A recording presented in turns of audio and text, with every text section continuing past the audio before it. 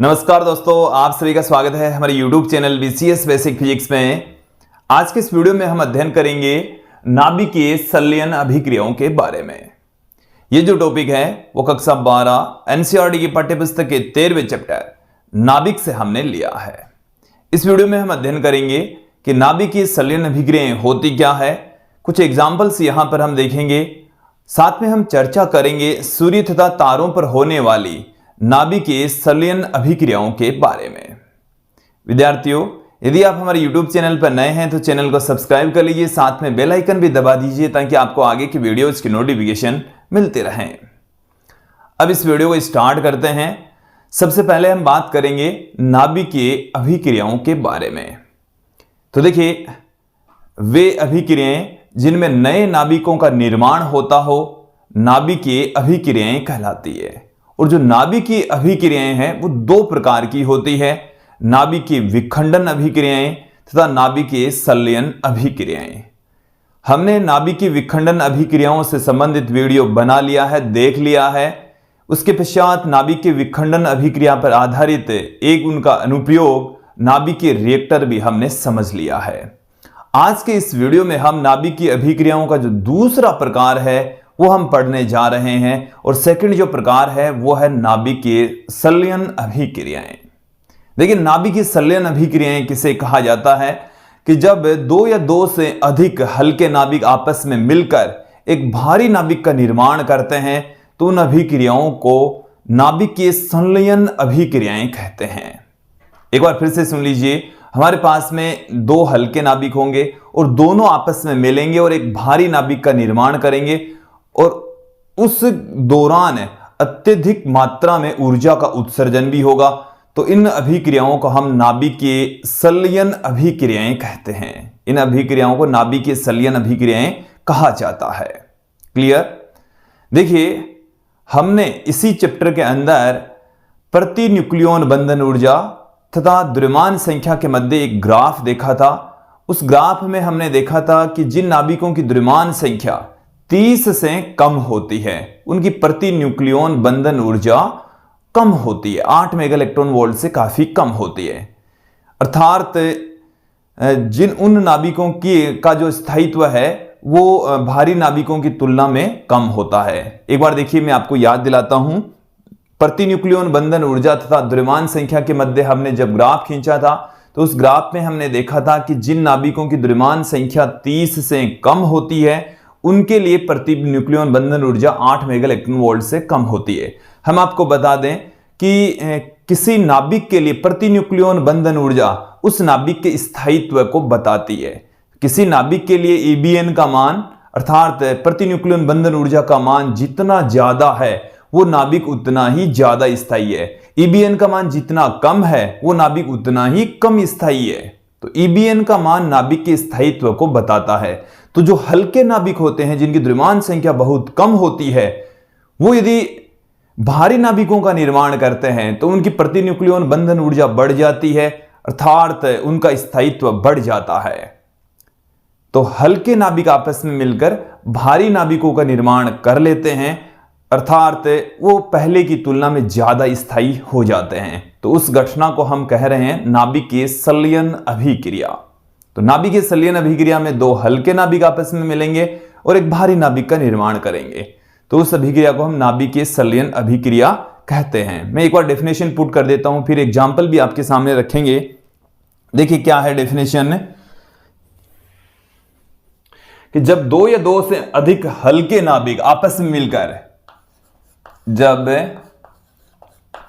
दो या दो से अधिक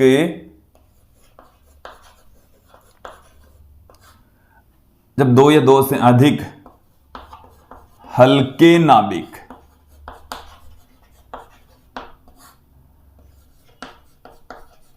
आपस में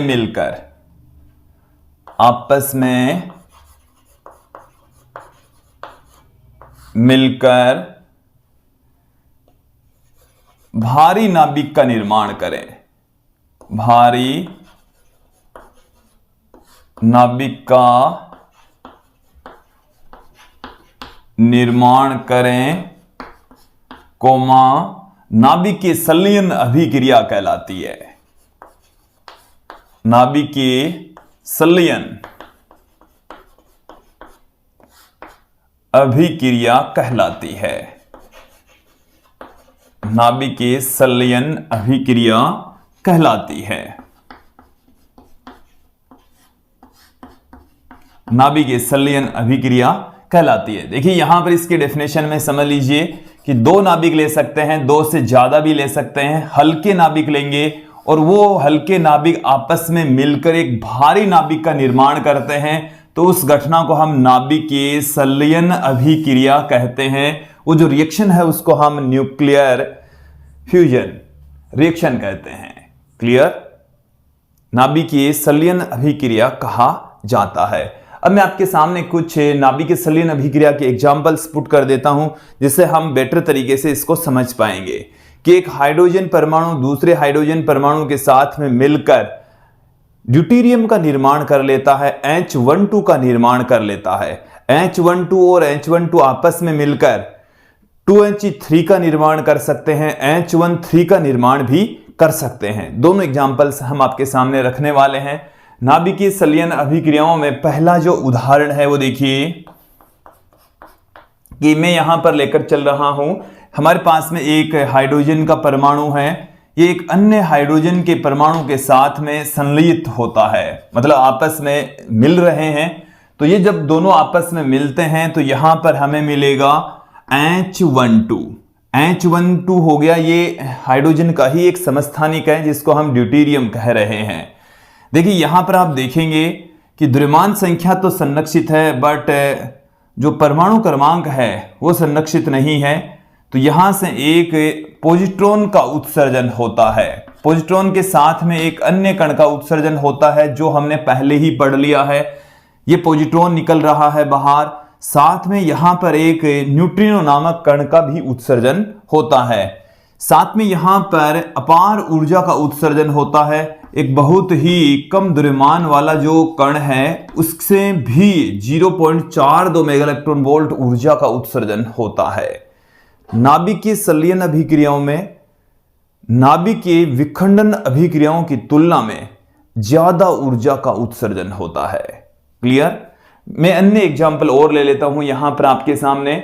H12 के दो समस्थानिक में यहां पर लेकर चल रहा हूं। हमारे पास में इस तरीके से जैसे यहां पर H12 बना, तो यहां पर एक फिर से मैं एक H12 का ही नाभिक लेकर चल रहा हूं। तो ये दो हल्के नाभिक है। देखो यहां पर हाइड्रोजन और हाइड्रोजन दो हल्के नाभिक थे और इन्होंने ड्यूटेरियम का निर्माण कर लिया जो कि एक भारी नाभिक था। अब यहां पर आप देखेंगे कि ये एक हल्का नाभिक है ड्यूटेरियम, ये ड्यूटेरियम के साथ में मिलकर 2He3 का निर्माण कर लेता है। 2He3 हीलियम का निर्माण कर रहे हैं जिसके अंदर न्यूक्लियनों की संख्या सिर्फ 3 है। साथ में यहां पर एक न्यूट्रॉन का भी उत्सर्जन होता है। किसका उत्सर्जन हो रहा है? न्यूट्रॉन का उत्सर्जन हो रहा है। साथ में कुछ ऊर्जा का भी उत्सर्जन होता है। तो 3.27 मेगा इलेक्ट्रॉन वोल्ट ऊर्जा का उत्सर्जन हमने यहां पर दिखाया है। एक बार इसको भी समझ लीजिए कि ये हल्का नाभिक है, इसकी द्रव्यमान संख्या 2, इसकी द्रव्यमान संख्या भी 2, जबकि ये भारी नाभिक बन रहा है जिसकी द्रव्यमान संख्या क्या है? 3। तो दो हल्के नाभिक मिलकर क्या कर लेते हैं? एक भारी नाभिक का निर्माण कर लेते हैं। तो एक और एग्जांपल मैं आपके सामने रख देता हूं कि यदि यही H12 और H12 H13 में भी कन्वर्ट हो सकते हैं, H13 में भी कन्वर्ट हो सकते हैं। तो ये रिएक्शन इसी प्रकार से हो कोई आवश्यक नहीं है, ये रिएक्शन इस प्रकार से भी हो सकती है। H12 और H12 आपस में मिलकर H13 का भी निर्माण कर सकते हैं। ये भी एक हाइड्रोजन का ही समस्थानिक है, हाइड्रोजन का ही समस्थानिक है। साथ में यहां पर एक हाइड्रोजन परमाणु फिर से निकल जाएगा, देख लीजिए, और साथ में कुछ ऊर्जा का भी उत्सर्जन होता है। तो यहां पर जो ऊर्जा उत्सर्जित होती है वो मेगा इलेक्ट्रॉन वोल्ट की कोटि की ऊर्जा उत्सर्जित होती है। अब मैं यहां पर ये तो हो गई है नाभिकीय संलयन अभिक्रियाओं के कुछ उदाहरण एग्जांपल्स। अब यहां पर हम चर्चा करते हैं कि नाभिकीय संलयन अभिक्रियाओं में जो ऊर्जा उत्सर्जित होती है वो आती कहां से है। तो देखिए संलयन के पश्चात जो उत्पाद बनते हैं इनका द्रव्यमान इन अभिकारकों के द्रव्यमान से कम होता है। एक बार देखिए, इसको समझ लीजिए कि ये हमारे पास में है नाभिकीय संलयन अभिक्रिया में अभिकारक नाभिक और ये हैं उत्पाद नाभिक। ये सब क्या हैं? उत्पाद नाभिक। तो जो उत्पाद नाभिक होता है उसका द्रव्यमान कम, अभिकारक जो नाभिक हैं उनका द्रव्यमान ज्यादा। तो पहले द्रव्यमान ज्यादा था और जैसे ही उत्पाद बनते हैं द्रव्यमान में कमी आ जाती है, और द्रव्यमान में जो कमी आई है वो आइंस्टीन के द्रव्यमान ऊर्जा संबंध के अकॉर्डिंग ऊर्जा में कन्वर्ट हो जाती है, ऊर्जा में रूपांतरित हो जाती है। तो यहां पर मैं इस स्टेटमेंट को आपके सामने रख देता हूं कि नाभिकीय संलयन अभिक्रिया में बने उत्पादों का द्रव्यमान, नाभिकीय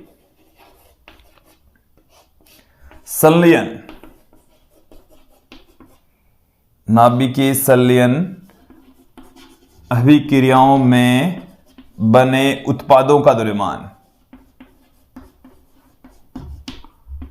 उत्पादों का द्रव्यमान अभिकारक नाभिकों से कम होता है।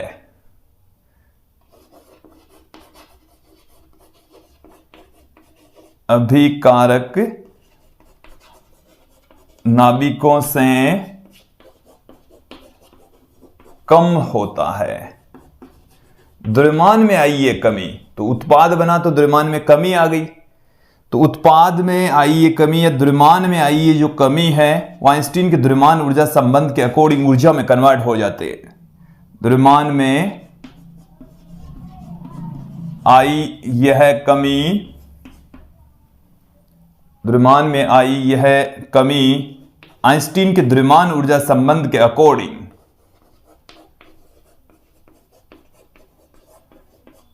आइंस्टीन के द्रव्यमान ऊर्जा संबंध के अनुसार, द्रव्यमान ऊर्जा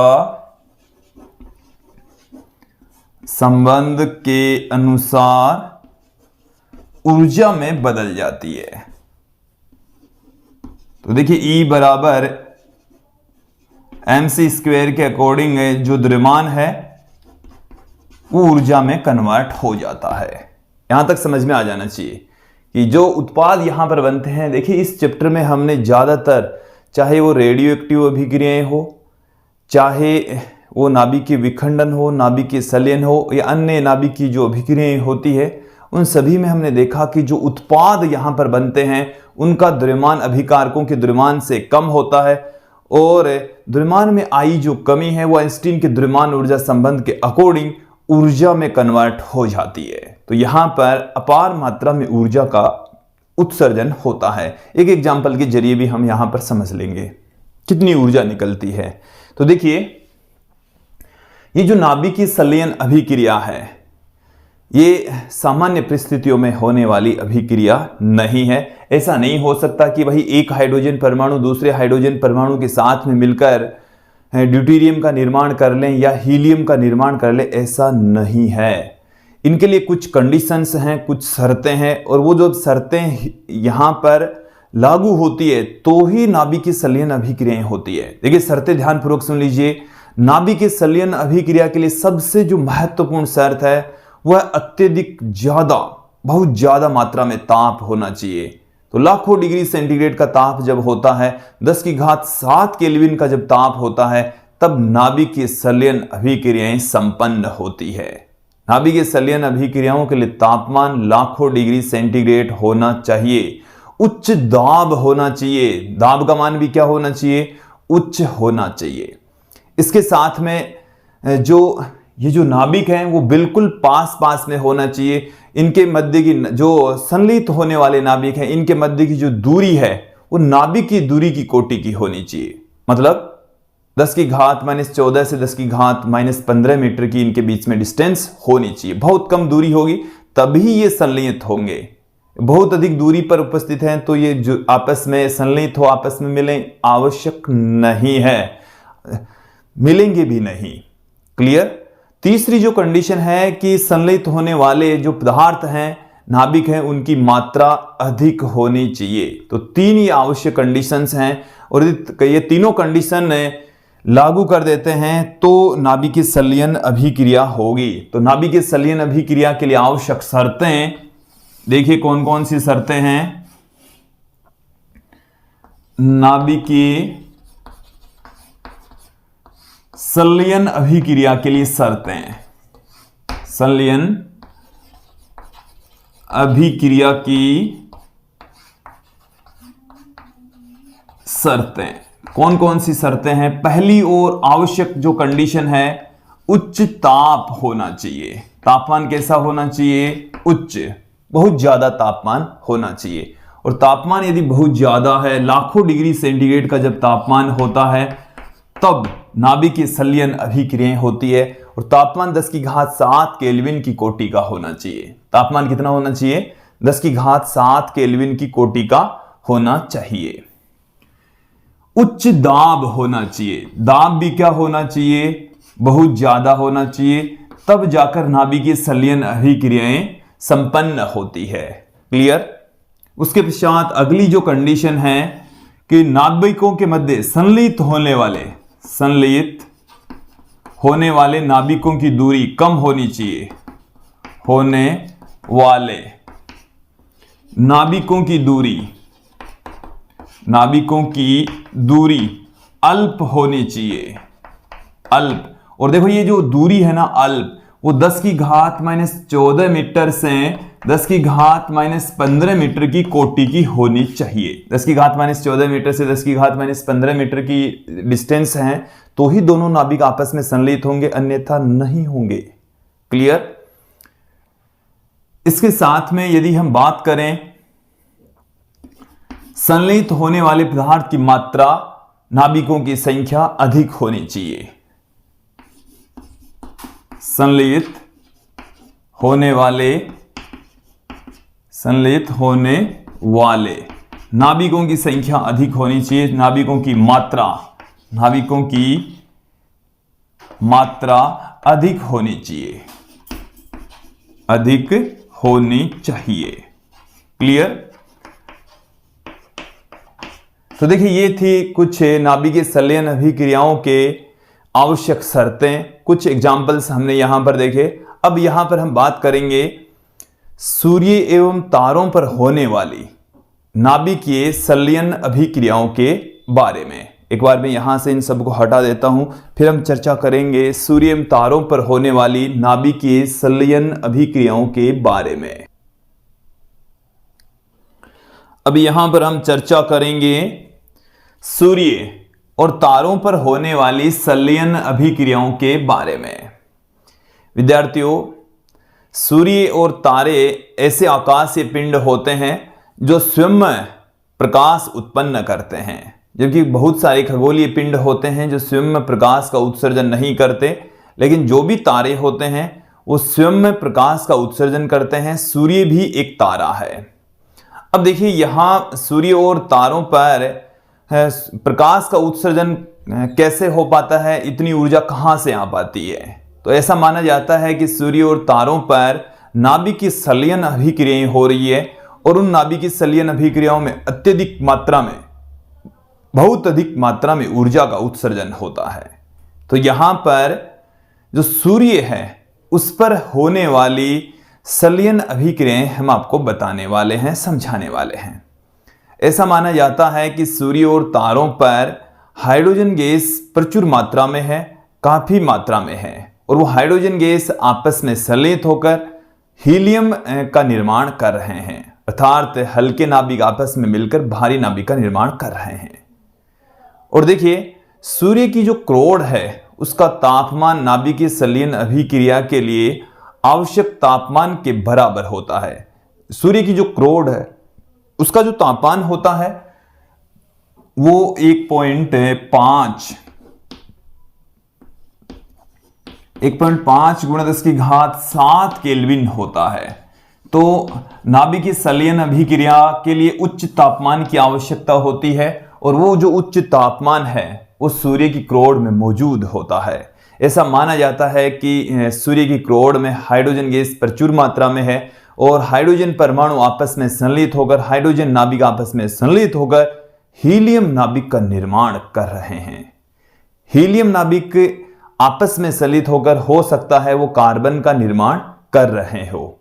तो देखिए कुछ संभावनाएं हैं, उनमें से एक संभावना हम आपको आज यहां पर बताने वाले हैं कि हाइड्रोजन और हाइड्रोजन नाभिक आपस में मिलकर हीलियम का निर्माण कर रहे हैं, जिससे प्रचुर मात्रा में ऊर्जा का उत्सर्जन होता है।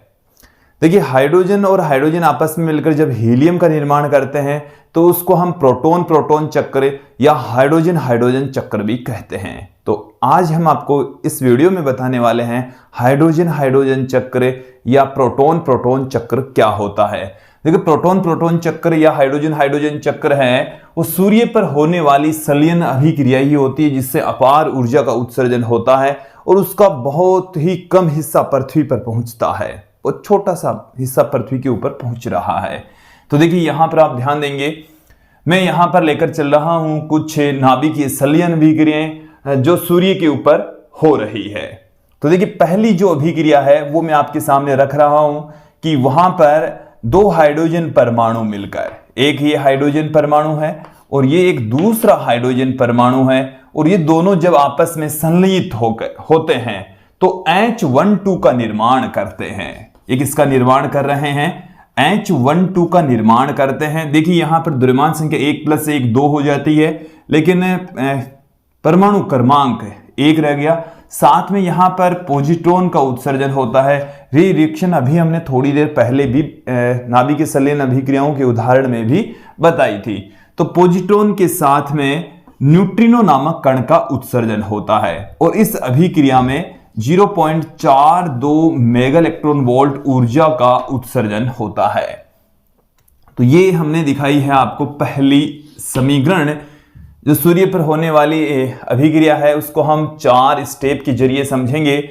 ये जो पॉजिट्रॉन यहां पर बाहर निकलता है, उत्सर्जित होता है, ये एक इलेक्ट्रॉन के साथ में आपस में मिलकर गामा विकिरणों का निर्माण कर लेता है। तो यहां पर क्या होगा, एक जो पॉजिट्रॉन है पहली इक्वेशन से बाहर निकला है, ये पॉजिट्रॉन है, एक इलेक्ट्रॉन के साथ में मिलेगा।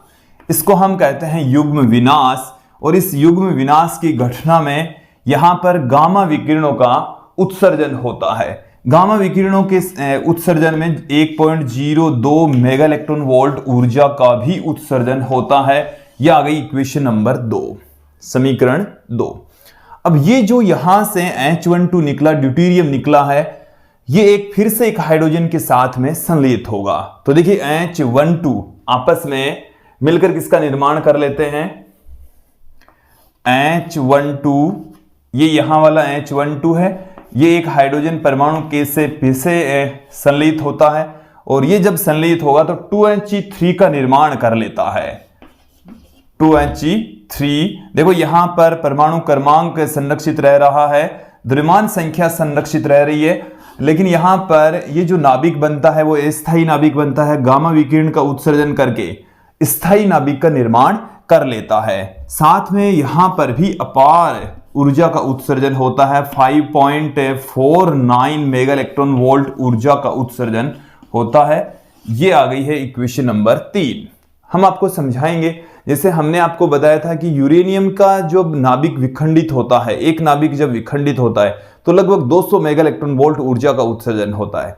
बट यहां पर जब दो हाइड्रोजन के नाभिक संलयित हो रहे हैं तो भी यहां पर मेगा इलेक्ट्रॉन वोल्ट की कोटि की ऊर्जा का उत्सर्जन हो रहा है। यदि हम द्रव्यमान की तुलना करें कि प्रति किलोग्राम द्रव्यमान से विखंडन से उत्सर्जित ऊर्जा और प्रति किलोग्राम द्रव्यमान से नाभिकीय संलयन से उत्सर्जित ऊर्जा, तो संलयन अभिक्रिया में विखंडन अभिक्रिया की तुलना में ज्यादा ऊर्जा का उत्सर्जन होता है।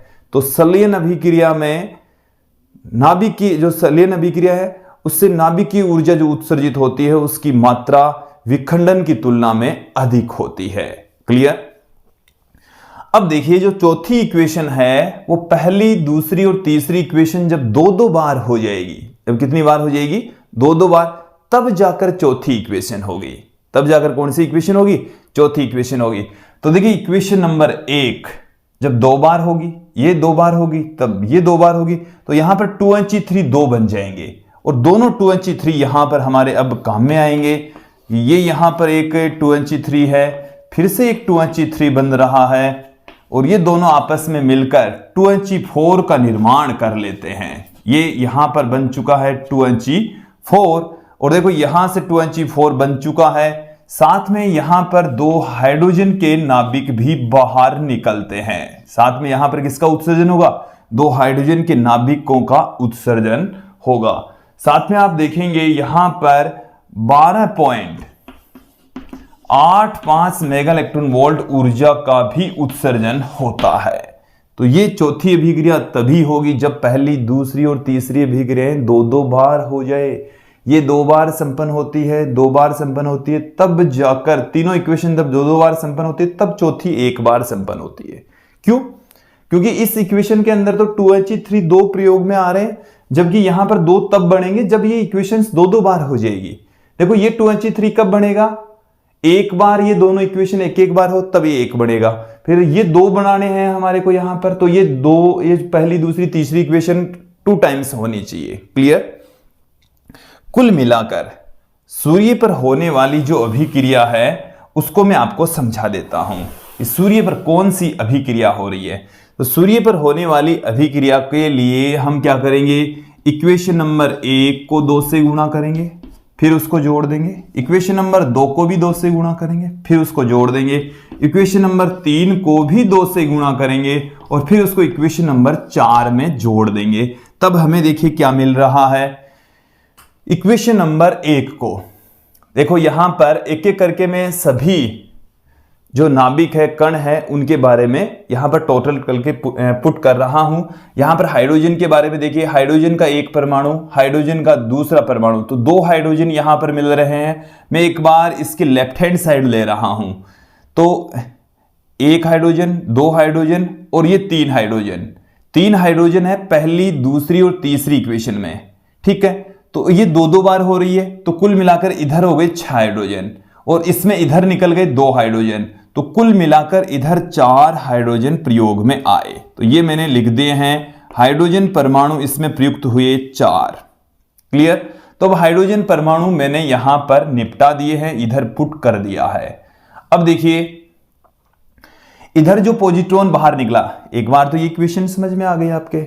अब मैं थोड़ा सा यहां पर देखिए, ये जो पॉजिट्रॉन यहां पर बाहर निकलेगा वो पॉजिट्रॉन यहां पर प्रयोग में आ जाएगा। ये यहां पर H12 जो भी बाहर निकलेगा वो H12 यहां पर यूज में आ जाएगा। ठीक है, और देखो ये जो 2He3 है ये 2 बार उत्पन्न होगा, क्योंकि इस इक्वेशन को हम 2 से गुणा कर रहे हैं और वो दोनों ही 2He3 यहां पर और यहां पर प्रयोग में आ जाएंगे।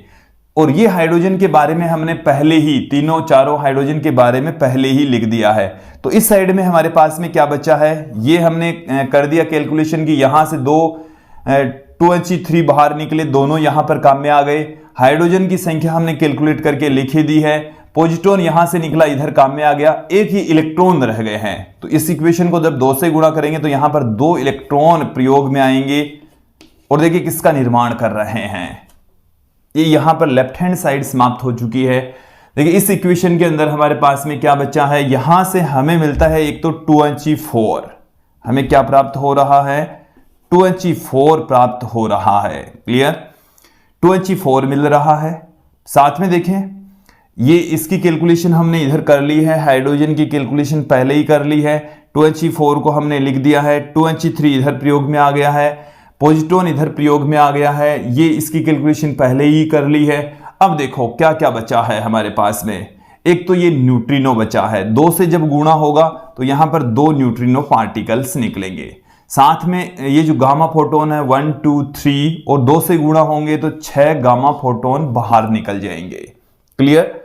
अब देखिए यहां पर ऊर्जा की यदि हम बात करें तो यहां से 0.42 mega electron volt, 1.02 mega electron volt, 5.41 mega electron volt, तो यहां से देखिए कितनी आ जाएगी 6.51 और इसको जब 2 से गुणा करेंगे तो 6.93, इन तीनों की मिलाकर कितनी हो गई 6.93 हो गई है। और 6.93 को जब हम 2 से गुणा करेंगे तो वो हमारे पास में हो जाएगी 13 पॉइंट कुछ, और 13 पॉइंट कुछ को जब इसमें हम जोड़ेंगे, इंक्लूड करेंगे, तो हमारे पास में 26.7 मेगा इलेक्ट्रॉन वोल्ट ऊर्जा प्राप्त होगी। इतनी ऊर्जा हमें प्राप्त होने वाली है। तो देखिए, जब 4 हाइड्रोजन आपस में मिलकर हीलियम का निर्माण करते हैं तो 2 न्यूट्रिनो और 6 गामा फोटोन बाहर निकलते हैं और 26.7 मेगा इलेक्ट्रॉन वोल्ट ऊर्जा का उत्सर्जन होता है। तो यह है सूर्य पर होने वाली अभिक्रिया, जिससे हाइड्रोजन नाभिक आपस में मिलकर हीलियम का निर्माण कर रहे हैं, साथ में अत्यंत ज्यादा मात्रा में ऊर्जा का उत्सर्जन हो रहा है। देखिए विद्यार्थियों, सूर्य पर होने वाली अभिक्रिया का हमने एक तरीका बताया है, जो हेंस बेथे नामक वैज्ञानिक है, उनके द्वारा ये तरीका बताया गया था, सुझाया गया था कि सूर्य पर नाभिक की संलयन अभिक्रियाएं होती है, और उनके इसी खोज के आधार पर उनको 1970 में नोबेल पुरस्कार से भी सम्मानित किया गया था। अब देखिए कि ऐसा माना जाता है कि लगभग 5 अरब वर्षों से सूर्य लगातार हाइड्रोजन को हीलियम में कन्वर्ट कर रहा है और उससे लगातार हमें ऊर्जा प्राप्त हो रही है, और लगभग इतने ही वर्षों तक हमें ऊर्जा प्राप्त होने वाली है। इसके पश्चात ऐसा माना जाता है कि हाइड्रोजन गैस पूर्णतः समाप्त हो जाएगी, और जब हाइड्रोजन गैस पूर्णतः समाप्त हो जाएगी तो हीलियम रहेगी, और हीलियम भी आपस में संलयित होकर जब समाप्त हो जाएगी तो वो सूर्य है वो सिकुड़ कर एक छोटे गोले का निर्माण करेगा, और जब वो छोटे गोले का निर्माण करता है तो बाहर प्रकाश का उत्सर्जन नहीं करेगा। सूर्य से आने वाली प्रकाश की किरणें खत्म हो जाएगी, समाप्त हो जाएगी, और ऐसा माना जाता है कि सिकुड़ने के पश्चात सूर्य पर एक नाभिक के विखंडन अभिक्रिया होगी या बड़ा एक विस्फोट होगा, और उस विस्फोट से सूर्य एक लाल दानव बड़े गोले के अंदर कन्वर्ट हो जाएगा, ऐसा माना जाता है, ऐसे भविष्यवाणियां की जाती है। हालांकि हम आपको बता दें कि लगभग 5 अरब वर्षों तक की जो हाइड्रोजन गैस है अभी भी सूर्य पर मौजूद है। 5.5 अरब वर्षों तक, 4.5 से 5.5 अरब वर्षों तक की हाइड्रोजन गैस मौजूद है। अब जो सूर्य है वो, जैसे मैं कंसीडर कर लूं कि ये हमारा सूर्य है, ये क्या है? सूर्य। अब यहां पर ये हमारी है पृथ्वी। ये क्या है? पृथ्वी।